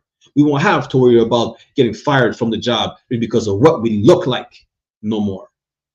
You understand? And from thy fear, you won't have to worry about walking down the streets and get racially profiled. It doesn't matter what car we drive. You can't even walk down the street without being racially profiled, leave alone a car, let alone a car, regardless of how luxurious it looks. The car can be broken down. You still look as a drug dealer, a nigger, a criminal, a nigger, a spick, an illegal, a savage. That's how we're looked at today. In the kingdom, we won't have that fear. We won't have the fear of, telling our children, be mindful of how you speak to these people, because you can end up on a noose. We won't have that fear no more. We won't have the fear. We won't have to tell our children, listen, be mindful of these people, because they can arrest you and then beat you half to death, if not to death. We won't have that fear no more. We won't have the fear of having so-called missing and murdered indigenous women anymore. We won't have that fear no more. ever again. Once the kingdom is established and we are ruling, we won't even have Amber Alerts are not going to exist anymore. It's crazy to call it. It's even racist to call them Amber Alerts. But the point is, we will not be a fearful people anymore in the kingdom. You understand? And from the hard bondage wherein thou was made to serve. Why were we made to serve the hard bondage? Because we kept disobeying the law. That's why. We kept disobeying the law. We're coming back to our law, statutes, and commandments. And the only place you're coming back to following the law, statutes, and commandments, that you're establishing this righteous kingdom, is in the Israelite school of universal and practical knowledge under commanding General YAHANNA. You understand? Now let's ignore the troll. They will not answer one of our questions. We're going to ignore them. Listen, leave, rest. Listen, we're going to rest in the kingdom. You could rest in your stupidity. I couldn't care less. You understand? Let's go to Jeremiah. What is it? Jeremiah 51. Let's go to Jeremiah chapter 51. I think it started at verse 6.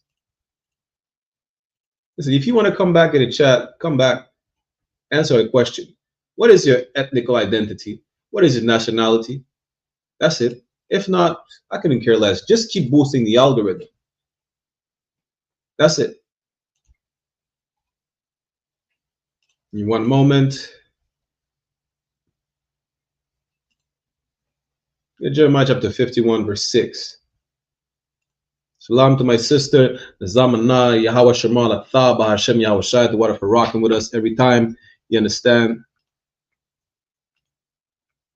Jeremiah chapter 51, verse 6. This is for all of y'all who are trying to prevent the decline of Esau's society, empire, world, trying to put a band-aid on white people's wound, trying to fix white society, trying to make sure the white man remains in power. You really don't want the white man to, the white men don't want the white man to remain in power. We seen that yesterday. Good night. Jeremiah 51 and 6. Flee out of the midst of Babylon. We just read that earlier. It says in Revelation 18 and 4, we need to come out of it. We need to separate. You understand? This is how we're going to make. You're not going to start a revolution and arm yourselves up like the Panthers and go fight physically white people. It says in the New Testament, the favorite book of the Christians, that our fight is not physical, it's spiritual. That doesn't mean now, don't exercise your right. If you are able to, you could, legally get yourself a firearm. You could go to the gym, train, learn how to defend yourself. Ain't nothing wrong with that. But our fight, it doesn't matter how big and tough you are and how many guns you have. If you're skilled with, the art of fencing, right, or whatever the case is. If you are a homosexual, you will lose the fight. If you are a drug addict, you will lose the fight. If you are a Christian, which is pretty much the same that I just named, the two before, you will lose the fight. Because when it said to flee out of the midst of Babylon, where are you going to go physically? Just like the Roman Empire spread it across North Africa, you could not flee in Africa and not see Romans. They ran North Africa. It's the same with Babylon. You cannot flee physically from spiritual Babylon, which is America, and not be under its influence. Where are you gonna go? You're gonna go to South Korea? They are influenced by Americans. You're gonna go to Japan? They are influenced by Americans. The way people dress, the standard is to dress like a white person. How are you gonna flee physically anywhere on the planet Earth when you have the standard of being like a white person? Where are you gonna go? In Papua New Guinea, where they still eat humans because white people didn't dare go over there? You have to flee from Babylon spiritually. You have to leave the church. You have to leave the rainbow flag behind.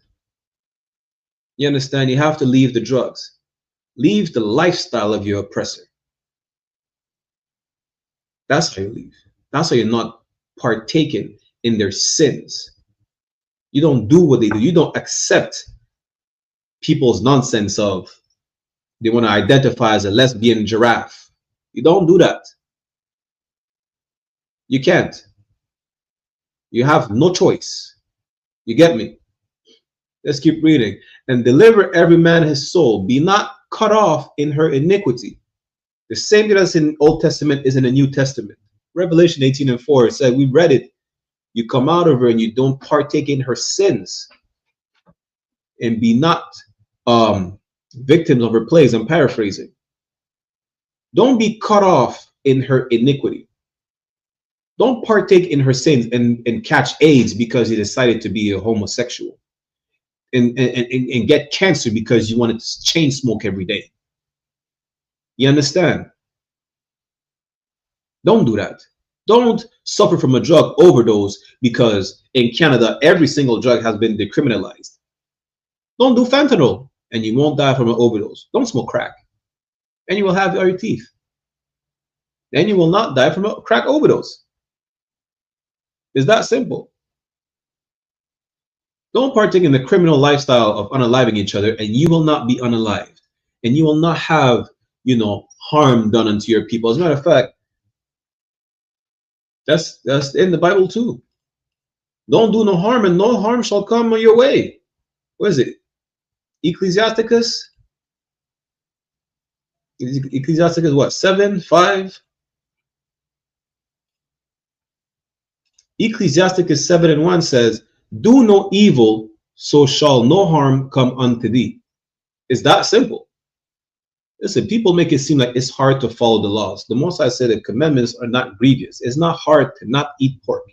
It's not hard to be approached by a white woman and say, no, I don't sleep with white women. It's not difficult. You understand? You go back to Jeremiah 51:6 in the middle of the verse. Be not cut off in her iniquity, for this is the time of the Lord's vengeance. You don't want to be there when Christ is sent by the Lord to render vengeance for his people, to free his people from captivity. Christ is coming Christ himself said he's not coming for peace, he's coming with a sword. You understand? Christ's vesture be like a garment dipped in blood. Dip a piece of clothing in water and see it how it's drenched and is dripping water. Imagine Christ's garment drenched and dripping blood. You understand? The way it's being described is it's like an amazing movie. It's like a script you've never seen before. The Bible is the greatest script on the planet Earth. And unlike movies that are make-believes, this is very real. It's happening before our eyes.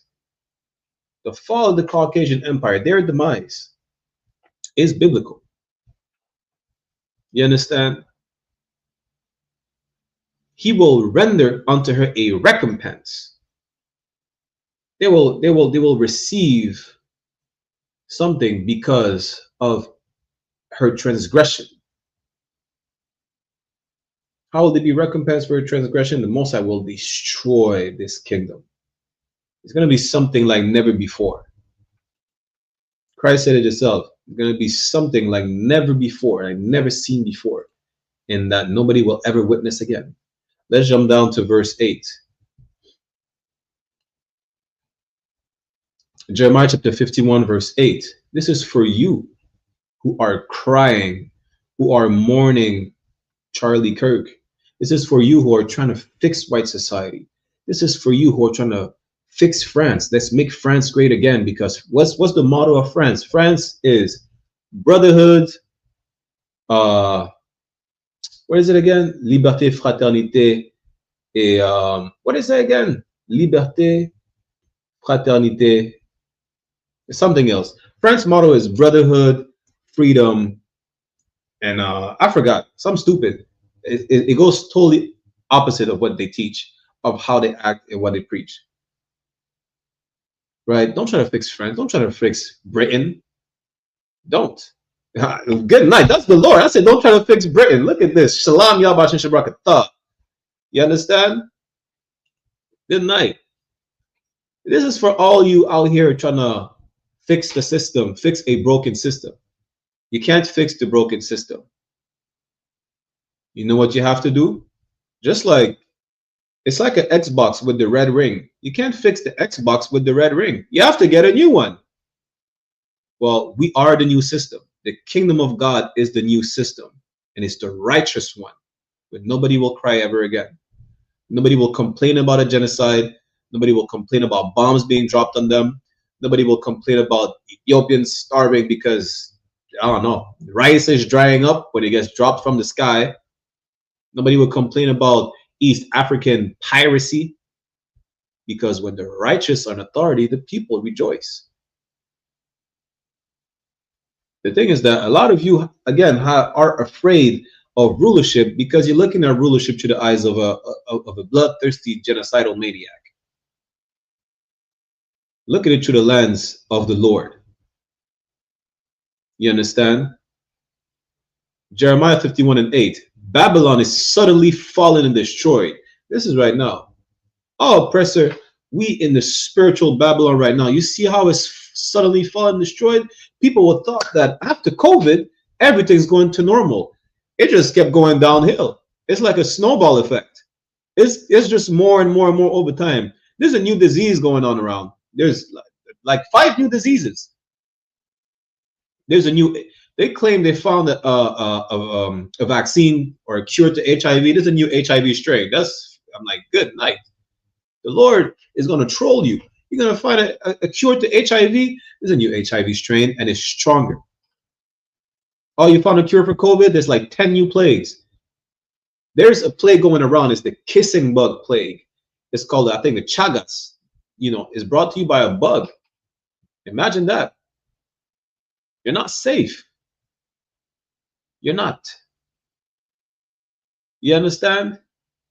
This kingdom, after COVID, it just kept going downhill. COVID, a world pandemic, it kept going downhill. Wars, rumors of wars, economy is crashing, famines. You kicked out all of our Latino brothers and Haitians, right? That were in the fields picking the fruits and the vegetables. Now nobody's there to pick the fruits and the vegetables. China is saying, well, we're not buying soybeans from you no more. You're like, damn. Yeah, Canada is anticipating that people will have to start living a lifestyle of hunter-gatherer because of the famine that's coming. That's what Canada said. You think white people world is the best thing on the planet? It's not. It's the worst thing that could ever happen. You understand? But you, with your good slave mentality, you're thinking it's like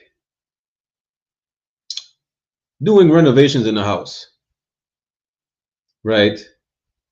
You could just fix the wall, apply some plaster. You know, you can't. You have to tear it all down and rebuild this new empire from scratch. You can't build, you know, what does scripture say? Woe to the city that's built over blood. I'm paraphrasing. You understand? That's our oppressive society. It's built on our blood. We're literally walking every day in Canada, the US, throughout the Americas and Caribbeans. We're walking in a mass graveyard of Arawaks, of Cree, of all the 12 tribes. Every day. That's what the Most High is going to destroy this empire. And everyone who benefited from our blood, sweat, and tears from our slavery will be rendered to dust and will serve in the kingdom. Just read that again. Jeremiah chapter 51, verse 8. Babylon is suddenly fallen and destroyed. Listen, it was just yesterday that Trump got shot in the ear. Just yesterday, Russia went to war. It's like all these events are so close one to another. Is then you're like, it just happens yesterday. And tomorrow, what's next? The bombs are going to start dropping somewhere in America and Canada and France. You're like, damn, what's next? Your kingdom is coming next. That's what's going to happen. How for her Take balm for her pain. If so be she may be healed. You're going to cry for her. You're going to say, well, poor him. He had a family. He was a father. Poor them. You know, he was someone's son. You want to know who else was someone's son? Tamir Rice. You want to know who else was someone's father? All the brothers that got lynched from slavery until today. You understand? Nat Turner was a husband. Sandra Bland was a sister. She was a daughter. You know how many of us died? We're all fathers, brothers, sisters, nieces, nephews, sons and daughters, granddaughters. Nobody gives a damn. Why should we? Why? America has fallen. We need to make America great again. We need to make Canada great again. We can't afford to go to war. Let's fix this society. Together we can make it. Let's see what the Bible says about that. Let's go to verse 9. Jeremiah chapter 51 and 9, it says, we would have healed Babylon, but she is not healed. If you could have, you would have, but you can't. That's what it's saying right here. If you could have, you would have, but you can't. So leave it alone. You should be glad that you're in rulership. Everybody will be glad that you're ruling. Stop looking at rulership through the eyes of a murderer, and you won't have a problem with rulership. You understand? Forsake her and let us go everyone into his own country. Forget about the American dream. Forget about integration. Forget about the how you call it again? The illusion that's being brought before you. Forget about it. Forget about it. Listen, East Indians that come over here, they don't integrate. Forget about it. It was just a dream. No, dreams come and fade away. It was an illusion. Forget about this great utopia of integration. You need to forget about it. You understand? It's like it. If you could have, you would have, but you can't fix the system. You can't fix white society. Let's keep reading. For her judgment reached unto heaven and is lifted up even to the skies. The Most High is gonna, if you thought that it was horrible what you read about Sodom and Gomorrah, you're in it for a rude awakening. That was just 5 cities. Imagine an entire empire. You understand? An entire empire that has influenced the whole planet Earth. Let's get the last 2 precepts and then we're going to end the class, right? Let's go to Isaiah chapter 45, verse 17. Isaiah 45 and 17 and 2nd Esau'S chapter 6.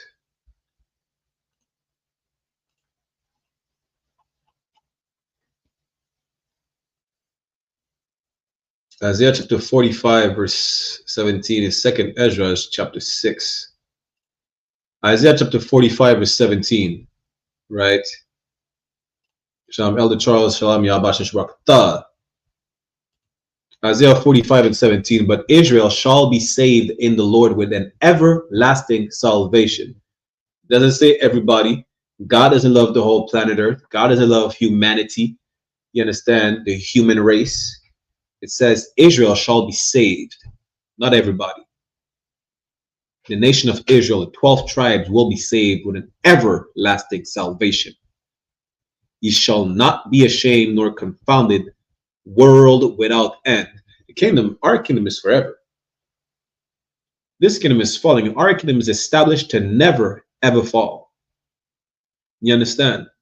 We will rule forever. Everybody will be glad about that. Imagine never having to worry about a bomb dropping on your head. They'll be glad.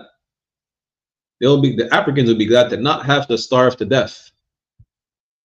They'll be glad. The Chinese will be glad that nobody will have to blame COVID on them anymore because you cannot eat unlawful food. You will be forbidden to eat cat, rat. You know, listen, in China, they're crying right now because people are stealing house pets. You won't have to worry about the house pet being stolen, cooked in a crock pot in the kingdom. You won't have to. You will never have to ever again. You understand? Our world will be without end. You won't have to. Little African girls will have to. You won't have to worry about having their clitorises chopped off. That's what they do in Africa. They won't have to worry about that in the kingdom. They won't have to. You understand? You will never have to worry about all the atrocities that you hear on a daily basis going around the face of the earth. Because again, when the righteous are in authority, the people rejoice. When the wicked rule, the people mourn. Our kingdom will be forever. You understand? Let's get the last precept. 2nd Ezra chapter 6, verse 9 says, for Esau is the end of the world. Esau, Edom, Idumea, the Caucasian race, the white man, the goddamn devil the Bible speaks of, is the end of the world. The end of the world is not like in the movie Armageddon, you know, what they perceive to be the apocalypse. Listen, apocalypse just means revelation, by the way. Y'all are dumb as hell. People say the apocalypse is upon us. Fire is going to rain from the sky. Apocalypse is a Greek word. It means revelation. You see the same way it says revelation in English? Yeah, apocalypse is the exact same thing. Apocalypse is the Greek word. It means to reveal. This is why revelation is named revelation. In the French Bible, it says apocalypse. In the Spanish Bible, it says apocalypsis. In the Portuguese, the same. It just means revelation. You understand? It's not Armageddon. It's not monsters with fucking looking like gargoyles going from the sky. No. The end of the world is the end of this empire. It's the end of this society. The end of the world is, I'm going to show you the end of the world. So I had to bring this precept up. Good night. How could I have forgotten this? This is one of my favorite precepts because we're living in those times. And then we'll go back to 2nd Ezra 6. Let me go to 2nd Ezra 15 and 16. Because this is exactly what we seen happen yesterday. True, France. Listen, even last year, a couple years ago, or 2 years ago, they unalived some little Arab in France. They damn near burned down Paris. They rammed a car in the mayor's office. Yes, they shot Trump in the ear. Yesterday, they unalived Charlie Kirk, their potential president candidate. This is 2nd Ezra 15 and 16. Because this is what's happening right now, and more of this will happen. For there shall be sedition among men. For time's sake, I'm going to break it down to you. Sedition is just civil unrest, rioting, civil war. That's what it's talking about. And you see it right now. People they're tired. They're like, damn. They stormed the White House. What is it? When Trump exited the office, that's what's going on. And invading one another, they shall not regard their kings nor princes. Nobody regarded Donald Trump as an authority. He got shot in the ear. And Prince Kirk, I mean, he got unalived like a deer. Damn. Good night. I wasn't even trying to rhyme. Salakia. Good night. And the course of their actions shall stand in their power. Listen, you're not going to be able to control people. It doesn't matter if you have the CIA, the FBI, you have the secret services, you have the Illuminati. The world is coming. This world is coming to an end. The white man empire is falling, and he can't control that. That's why he's trying to do the most. Like Revelation 20:12 is saying, he knows he had but a short time. He won't be able to control his people. There's going to be, unfortunately, there's going to be more and more incidents like these one that we've seen in the last couple days. You know why? Because blacks, Latinos, and Native American Indians are in captivity, and God is pissed at that. You understand? Let's go back to 2nd Ezra 6 and 9. Let's finish real quick. 2nd Ezra chapter 6, verse 9. For Esau is the end of the world. This is the end of Esau's society, of Esau's empire, of the white man's reign and rulership. There will be a shift. The tables will turn. Are turning right now. Damn. And Jacob is the beginning of it that follow it. Jacob, whose name was changed to Israel, the forefather of the 12 tribes of Israel. His world, the kingdom of God. You understand? The Israelite society is the one that begins after that and will never end. Ever. You understand? With that said, y'all make sure y'all click the sign out links in the chat, right? Y'all get ready for John Hyman's scripture breakdown on One West online classes on YouTube, if I'm not mistaken. Should be live right now. Salakia. Y'all tune into these classes. It's time like never before to be in the truth. What a time to be alive and witness all these prophecies coming to pass. It is not time for you to keep smoking weed. Y'all put down the blunts and come watch these classes. Instead of smoking weed and putting on a 2-hour movie, put the blunt down, pour yourself a drink, and watch these classes. Take notes. Click the sign in and sign out links. Do your 90 days.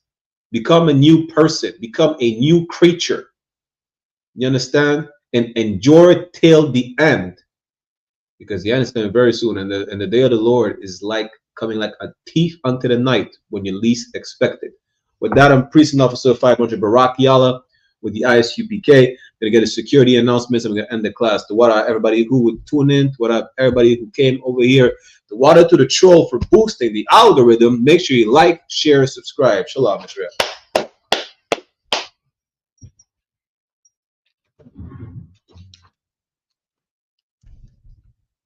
The I.S.U.P.K. security announcements. We are the I.S.U.P.K. started out at 1 West 125th Street, Harlem, New York. Rule from your brother and sister. When a new brother or sister comes into the school, they're off limits for 6 months. They are to be saluted only. They're here to shed themselves of the world. If they need transportation, the teacher will arrange it. After 6 months, if a brother or sister has an interest in a particular person, he or she must get permission from the head to speak to a brother or sister. There's another 6 months in which the brother and sister will court each other.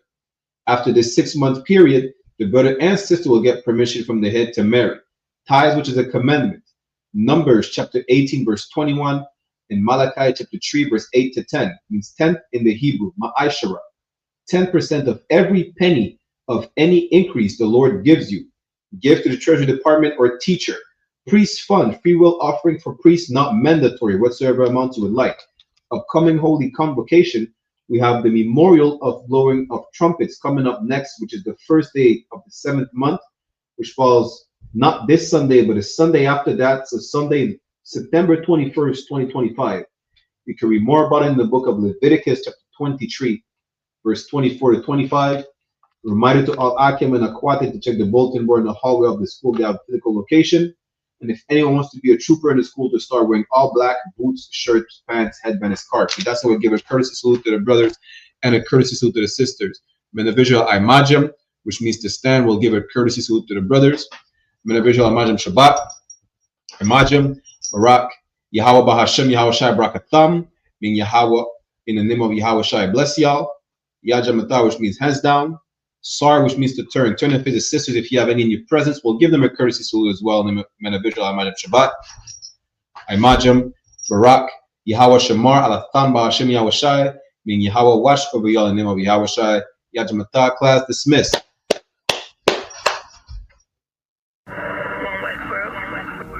Check me out, dog. Roll the window up, man. The water.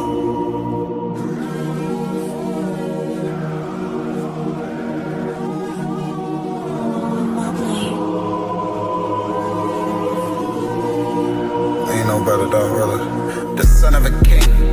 I don't Balenciaga. I might just wear Kyla. I might just wear the Pradas. But I'm thinking long term, so I might say the dollars. We ain't no better, I'm just being honest. I should've went to college, but I was thinking violence. It's a one West world. We the fucking loudest. Break it down, we break ground. We don't break no damn promise. Let's get active, dog. Don't tell me how you feel about it. These cats saying too much. They ain't learn enough. You maxed out the first quarter, I'm still warming up. These niggas tossing up a brick, they can't score with us. Who gon' come against us? On the Lord with us. Them niggas riding for you. Hope they ride till they crash. Put my name in your mouth, I put my belt to your ass. I ain't running no race, I just hope that I last. All them niggas you look up to, I consider them trash. Only time you seen a leader was in Wayne hand. Niggas will dap you, then pop you with the same hand. I'm a main player, I stick to the game plan. He don't really fuck with you, that's your main man. We them niggas came through and made your city hot. Yup, said he in the field, but he really not. And I ain't casting no stone, I just let him rock. And that's the kind of story they gon' read about. But if it's war, it ain't no tapping out. Grip still heat, spit like a dragon mouth.